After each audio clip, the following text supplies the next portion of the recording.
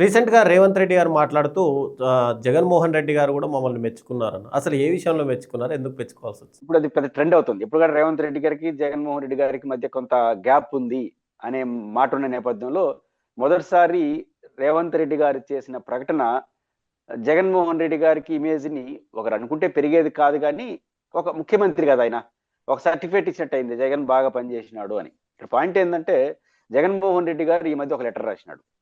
దాదాపు 1.5 year back Chandrababu Naidu గారికి.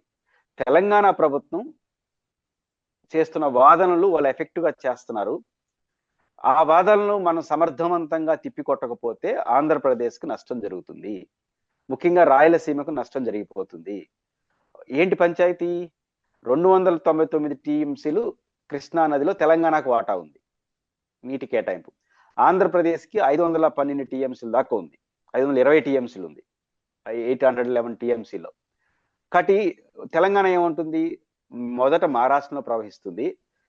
ఎక్కువ క్యాచ్‌మెంట్ ఏరియా అంటే ఆ నది ప్రవాహం యొక్క ఏరియా తెలంగాణలో ఎక్కువ ఉంది కాబట్టి క్యాచ్‌మెంట్ ఏరియా ప్రకారం మరియు మా అవసరాల ప్రకారం మాకు ఉల్టాగా కేటాయించమంటాడు. అంటే మొత్తం మాకు 500 పైచీల టీసులు మాకు ఇచ్చేసేయండి అని వాళ్ళు ఒక వాదన బలంగా చేస్తున్నారు. ఆంధ్రప్రదేశ్ ఏం చేయాలి? జగన్మోహన్ రెడ్డి గారి ఆర్గ్యుమెంట్ ఏంటంటే 512 టీఎంసీలు 520 టీఎంసీలు మనకు ఉన్నాయి కదా, దీంట్లో ఒక టీఎంసీ వదులుకున్నా అది రాష్ట్రానికి రాయలసీమకి నష్టం. కాబట్టి ఎఫెక్టివ్ వాదనలు చేయాలి. దానికి ఆయన రెండు ప్రధానం ఏంటంటే ఒక్కసారి నీటి కేటాయింపులు చేసిన తర్వాత పునఃసమీక్షించే అధికారం ఎవరికీ లేదు. దాన్ని స్ట్రెంథన్ చేయాలి, అదనపు నీళ్ళు వస్తే కేటాయించాలి. ఇది అనేక ట్రిబ్యునల్ చెప్తాయి. దేశవ్యాప్తంగా చట్టం ఉంది. దేశవ్యాప్తంగా ఈ చట్టం ఉన్నప్పుడు మన టీఎంసీలను మనం కాపాడుకోవాలి కదా. కాబట్టి ఈ ఎఫెక్టివ్ వాదన చేయడంలో ఆంధ్రప్రదేశ్ ప్రభుత్వం సరిగ్గా చేయట్లేదని జగన్మోహన్ రెడ్డి గారి ఆర్గ్యుమెంట్. దానికి సమాధానం కూడా ప్రభుత్వం చెప్పలా. జగన్మోహన్ రెడ్డి గారు నువ్వు చెప్పిన తప్పు మేము కరెక్ట్గా చేస్తామని చెప్పలా. రెండు, ఆయన చెప్పే ప్రధానమైన అంశం ఏంటంటే క్యాచ్మెంట్ ఏరియాను ఆధారంగా చేసుకొని కానీ నీటి కేటాయింపులు చేస్తే మరి మహారాష్ట్రకి ఎంత కేటాయించాలి? కృష్ణానదిలో మహారాష్ట్ర, కర్ణాటకలో ఎక్కువ దూరం ప్రవహిస్తుంది. దాన్ని బట్టి మనకి ఏమి నీళ్ళు రావు, రెండింటికి వాళ్ళు సరిపోతాయి. కాబట్టి క్యాచ్మెంట్ ఏరియా ప్రకారం నీళ్లు కేటాయించలేదు.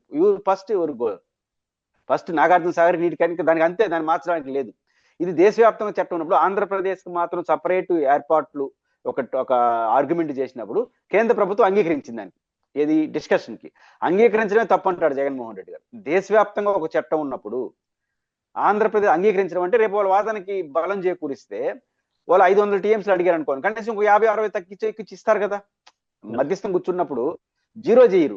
కాబట్టి ఒక టీఎంసీ పైన మన హక్కు కోల్పోయినట్టే కదా. అసలు జగన్ గారు అధికారంలో ఉన్నప్పుడే ఒక సుప్రీంకోర్టులో సవాల్ చేసినాడు. ఏదైతే ట్రిబ్యునల్ కి యాక్సెప్ట్ చేస్తూ కేంద్ర ప్రభుత్వం అంటే రెండు రాష్ట్రాల మధ్య ఆర్గ్యుమెంట్ కి యాక్సెప్ట్ చేయడాన్ని సవాల్ చేశాడు జగన్మోహన్ రెడ్డి గారు.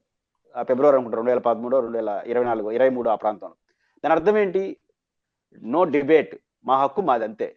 ఈ రకంగా కదా మీరు వాదనలు చేయాలి, చేయలేకపోతున్నారు. కాబట్టి డిబేట్కి ఆహ్వానించడమే తప్పు. కేంద్ర ప్రభుత్వం అలౌ చేయడం చట్ట వ్యతిరేకం. దీనిపైన కోర్టులో సవాల్ చేసిన మా పిటిషన్ని కొనసాగించండి సమర్థవంతంగా. రెండు, క్యాచ్మెంట్ ఏరియా ప్రకారం ఇవ్వడానికి కుదరదు. మహారాష్ట్ర, కర్ణాటక కానీ ఇచ్చినట్టు కృష్ణాలో మనకి ఏమీ ఉండవు. ఈ రెండు బలమైన వాదనలు జగన్మోహన్ రెడ్డి గారు తీసుకొస్తారు. దాని సైంటిఫిక్ ఎవిడెన్స్ కూడా ఆయన ప్రూవ్ చేసినాడు. ఇది రేవంత్ రెడ్డికి గట్టి పట్టుకున్నాడు. ఏమని? ఆంధ్రప్రదేశ్ ప్రభుత్వం సరిగ్గా వాదనలు చేయలేదంటే అర్థం ఏమిటి రవిచంద్ర గారు? తెలంగాణ బాగా చేస్తున్నారు. జగన్మోహన్ రెడ్డి గారు ఇచ్చిన సర్టిఫికేట్ నాకు ఇప్పుడు జగన్ గారు మొదటిసారి రేవంత్ రెడ్డి గారికి సర్టిఫికేట్ ఇస్తున్నాడు. అంటే ఇప్పుడు ఆయనకు దీంట్లో ఒక వ్యూహం కూడా ఉంది. కాస్త బీఆర్ఎస్ పార్టీ రేవంత్ రెడ్డికి కొంచెం బాగుంటుంది అనే భావన ఉంది కదా. కానీ ఆ జగనే చెప్పాడయ్యా నేను బాగా చేస్తున్నానని.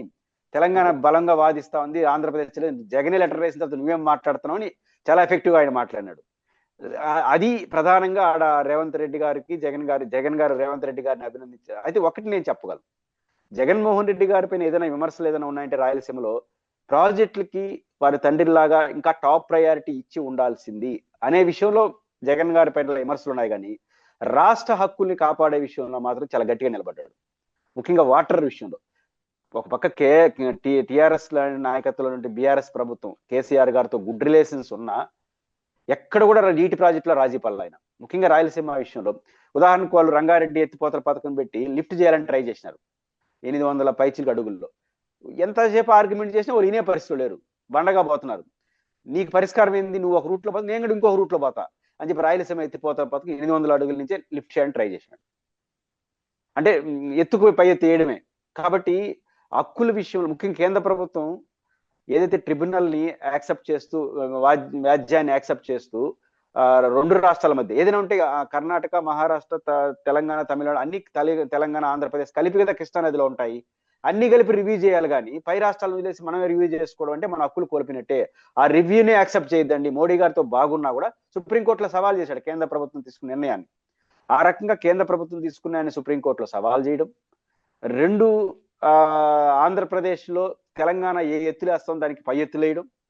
ఉదాహరణకు నాగార్జున సాగర్లో మీకు గుర్తుంటే పోలీసులు పెట్టి ఎలక్షన్ టైంలో ఆ రోజు విమర్శలు కూడా కొన్ని వచ్చినాయి. కానీ పోలీసులు పెట్టి వాళ్ళు ఏం చేశారు, తెలంగాణలో రవిచంద్ర గారు రైట్ కాలవేమో ఏపీలో ఉంటుంది నాగార్జున సాగర్, లెఫ్ట్ ఏమో తెలంగాణకు పోతుంది. కానీ 2 కాలువలు తెలంగాణలో మెయింటైన్ చేస్తున్నారు. అప్పుడు ఏం చేస్తారు, రైట్ కెనాల్ తొందరగా నీళ్ళు. 5 ఏళ్ళు చంద్రబాబు గారి పీరియడ్లో ఏమి చేయాల. జగన్ గారు ఒక సరైన టైం చూసుకున్నాడు, పోలీసులు పెట్టుకొని తోసేసి లాక్కునేసినాడు. ఏది, మా రైట్ బ్రాంచ్ మాదండి, మీరేంది పెత్తనం అని. అట్లాంటి కొన్ని డెసిషన్స్ తీసుకోవడంలో జగన్మోహన్ రెడ్డి గారు చాలా ఫర్మ్గా వ్యవహరించారు. కాబట్టి హక్కుల విషయంలో ఆయన బాగా ఉండడం, గట్టిగా నిలబడడం. రెండోది ఇప్పుడు అప్రాపరేట్గా క్వశ్చన్ చేయడం. అందువల్ల రేవంత్ రెడ్డి గారు ఆయన ప్రస్తావించి బాగా చేశాడని చెప్పుకోవడానికి అవకాశం ఏర్పడింది. సార్ ఏంటి సార్ ఈ వాటర్ ఇష్యూ పూర్తిగా రోజు రోజు విపరీతంగా మారిపోతుంది 2 రాష్ట్రాల మధ్య. అన్నదమ్ములలో కలిసి ఉండాల్సిన రాష్ట్రాల్లో ఎందుకు ఈ వాటర్ ఇష్యూ మొదలైంది అసలు? 2 సమస్యలు ప్రధానంగా కనిపిస్తాయి. ఒకటి, సహజ సిద్ధంగా 2 ప్రాంతాల మధ్య 2 రాష్ట్రాల మధ్య ఉన్న న్యాయమైనటువంటి నీటి సమస్య ఒకటి ఉంది. రెండోది, తెలంగాణలో 3 పార్టీల మధ్య 2 పార్టీలు కావడానికి కోసం జరుగుతున్నటువంటి రాజకీయ యుద్ధం కలిసిపోయింది. సమస్య రాజకీయం 2 కలిసిపోయి ఆంధ్రప్రదేశ్ను కూడా సమయవంతంగా లాగుతున్నారు. ఫస్ట్ సమస్య ఏంటి, కృష్ణా నది మహారాష్ట్ర, కర్ణాటక తర్వాత తెలంగాణలో ప్రారంభమవుతుంది. తర్వాత రాయలసీమలో ప్రారంభమై హంసలదీవి దగ్గర ప్రకాశం బ్యారేజ్ సముద్రంలో కలిసిపోతుంది. ఉమ్మడి ఆంధ్రప్రదేశ్ రాష్ట్రంలో ఉన్నప్పుడు మొదట ఎంట్రీ అయ్యే తెలంగాణ అంటే దక్షిణ తెలంగాణ అంటారు, మహబూబ్ నగర్, రంగారెడ్డి, ఈ జిల్లాలు, ఎనుగుబండి జిల్లాలు, వాటికి కానీ ఇప్పుడున్న ఆంధ్రప్రదేశ్లో ముఖద్వారంగా ఉన్నటువంటి కర్నూలు నుంచి ప్రారంభమైన రాయలసీమలో కానీ ఈ 2 ప్రాంతాలు ఏదైతే ఫస్ట్ కృష్ణా నది ఎంటర్ అవుతుందో, ఎక్కువ క్యాచ్మెంట్ ఏరియా ఉందో, ఎక్కువ నీళ్ళు అవసరం ఉందో ఆ ప్రాంతానికి తగినట్టుగా ప్రాజెక్టులు డిజైన్ చేయలేదు. ప్రాజెక్టులు ఉమ్మడి ఆంధ్రప్రదేశ్లో జరిగే తప్పు చెప్తున్నాను. ప్రాజెక్టులు కట్టకపోతే నీటి కేటాయింపులు కూడా ఉండవు కదా, ఊరికే కేటాయించరు కదా. ప్రాంతాల వారీగా నీటి కేటాయింపులు ఉండవు, ప్రాజెక్టుల వారీగా ఉంటాయి. కాబట్టి ప్రాజెక్టుల వారీగా నీటి కేటాయింపులు చేయాలంటే ఇక్కడ ప్రాజెక్టులే లేవు. దాని ఫలితంగా కృష్ణా డెల్టా ఇతర ప్రాంతాలకు ఇచ్చారు, నాగార్జున సాగర్ వాటికి సంబంధించి. కాబట్టి ఉమ్మడి ఆంధ్రప్రదేశ్లో జరగాల్సిన నష్టం జరిగిపోయింది. ఉమ్మడి ఆంధ్రప్రదేశ్లో దక్షిణ తెలంగాణ నష్టపోయింది, రాయలసీమ నష్టపోయింది. ఇప్పుడు పంచాయతీ ఏంటంటే ఎవరైతే అన్యాయానికి గురైనారో వాళ్ళిద్దరూ కలిసి కొట్లాడుకుంటారు. నువ్వు దొంగ అయితే నువ్వు దొంగ అని. అంటే నీళ్లు మన కళ్ళ ముందు ప్రవహిస్తున్న వాడుకోలేనటువంటి రాయలసీమ, వాడుకోలేకపోతున్న దక్షిణ తెలంగాణ వాళ్ళు సహజ మిత్రులు కావాలి. ఇద్దరు బలైపోయిన వాళ్ళు, ఇద్దరు నష్టపోయిన వాళ్ళు. ఇప్పుడు పంచాయతీ ఎట్ట ఏంటంటే రాయలసీమ నుంచి ఏమంటారు, తెలంగాణ ప్రాజెక్టుల అక్రమం అని మేము అంటాం, దక్షిణ తెలంగాణ అంటారు రాయలసీమలో అక్రమ ప్రాజెక్టులు కడుతున్నారు. అసలు 2 చోట్ల ప్రాజెక్టులే లేవు. కాబట్టి ఏ 2 ప్రాంతాలు అన్యాయానికి గురి వాళ్ళిద్దరు మళ్ళీ నువ్వు దొంగ అసలు ప్రశాంతంగా 3 పంటలు పండించుకుని ప్రశాంతంగా ఉన్నారు. కాబట్టి ఇది జరిగినటువంటి అన్యాయం. ఇప్పుడు ఏం చేయాలి, కృష్ణా నదికి సంబంధించిన మిగులు జలాలతో సహా పనిచేశారు. ఇప్పుడు నీటిని ఇవ్వడానికి లేదు. సో ఈ టైంలో ఏం చేయాలి, శ్రీశైలం డ్యామ్ ఆధారంగా చేసుకుని దక్షిణ తెలంగాణ, రాయలసీమ ఒక కలిసిమెలిసి, అంటే ఆంధ్రప్రదేశ్, తెలంగాణ, నువ్వు ఒక 4 అడుగులు ముందేయాలి, నేను ఒక 4 అడుగులు వెనక్కేయాలి. ఇద్దరు పరస్పర అవగాహనతో చేసుకోవడం మినహాయించి పంచాయతీ పెట్టుకుంటే 2 ప్రాంతాలు ప్రాజెక్టు కట్టలేం.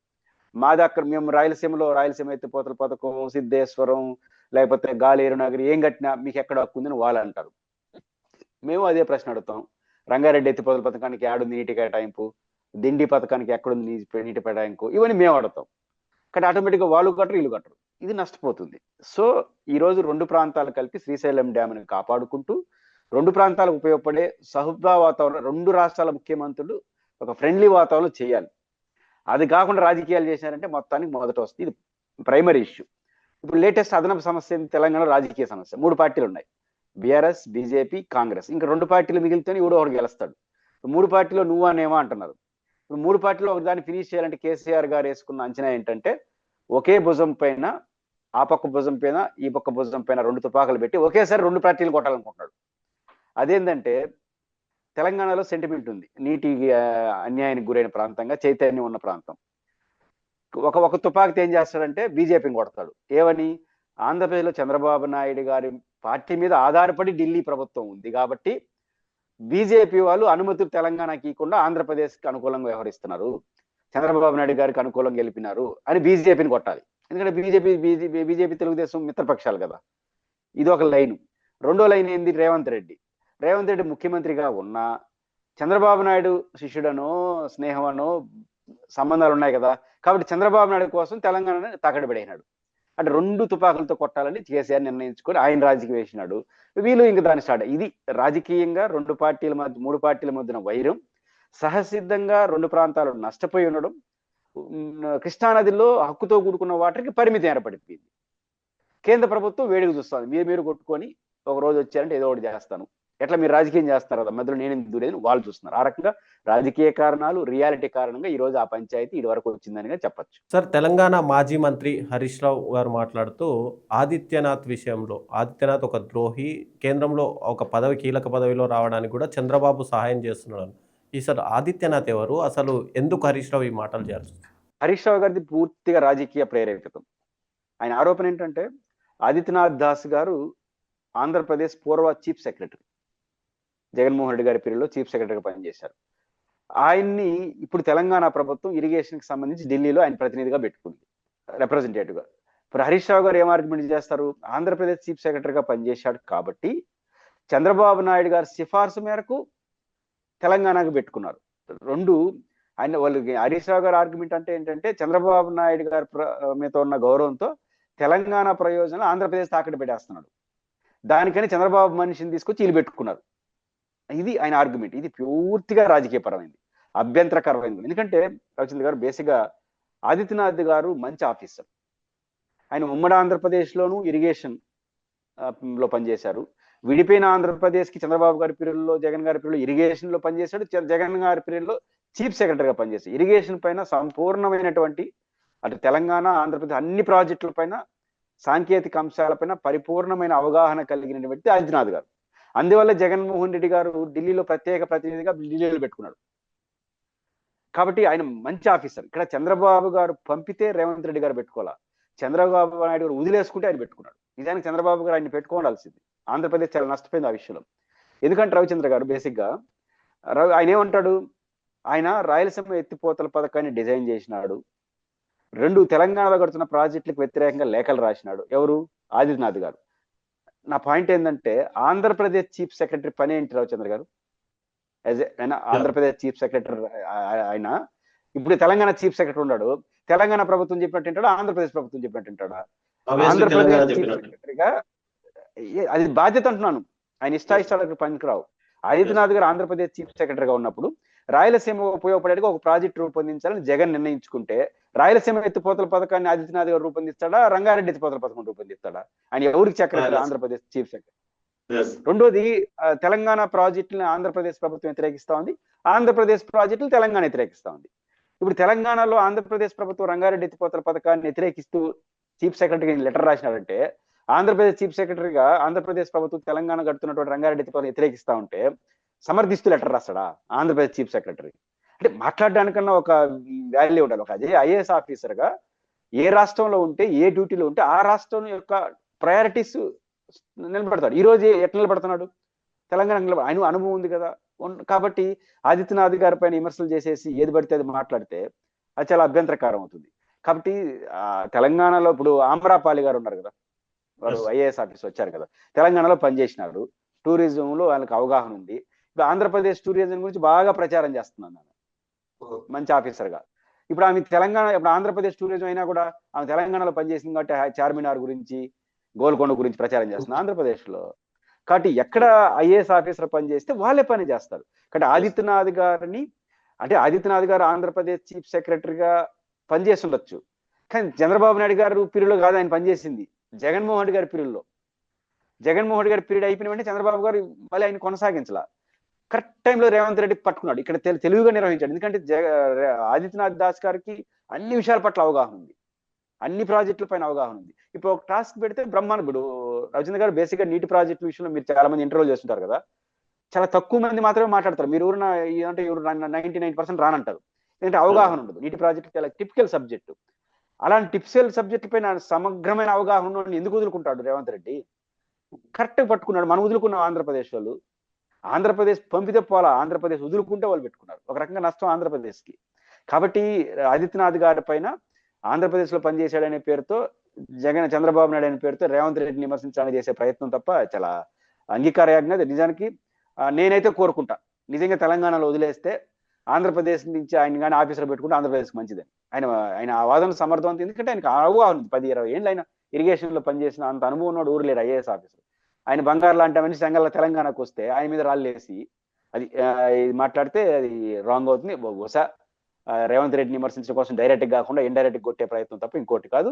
రేవంత్ రెడ్డి గారు ఆదిత్యనాథ్ గారిని ఎంపిక చేసుకోవడం 100% పర్ఫెక్ట్లీ రైట్ డెసిషన్.